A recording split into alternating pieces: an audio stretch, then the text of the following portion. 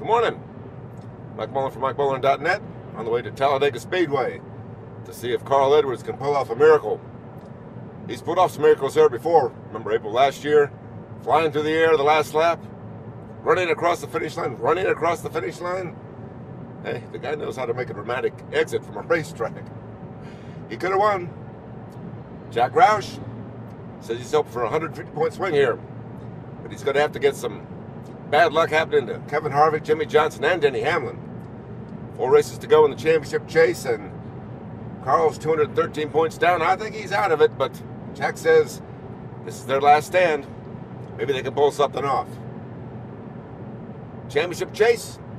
Which Denny Hamlin is going to show up? I think that's the story. Jimmie Johnson is not one of his better tracks. He's got a 6-point lead over Denny. 4 races to go. Kevin Harvick's hanging in there, 62 points back. This is a great track for him. Denny Hamlin, he's almost tied the points lead with Jimmy. So is he going to be aggressive in the Talladega 500 on Sunday, or is he going to play the rope-a-dope? Is he going to be conservative like he was the first 5 races of the chase and try to hang in there, waiting for Jimmy to make a mistake? Denny had to win big at Martinsville. It was a struggle, but he won. Didn't win big. Jimmy was right there. But Denny did tighten up the race. Kevin Harvick, 3-man race. Jack Roush says he thinks he's got a chance. A long shot, but a chance. And after all, Jack's got good cars at Daytona and Talladega these days. Greg Biffle could have won Daytona, the Daytona 500. Casey Kane in a Jack Roush powered car won that 150 down there back in February.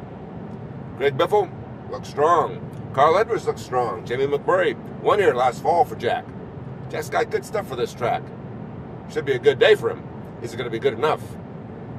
Another thing we're looking at, marketing.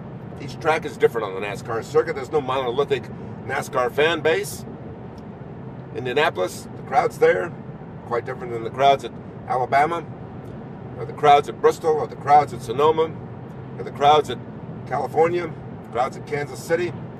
A lot of these tracks have decidedly different fan bases, so we're trying to figure out NASCAR marketing.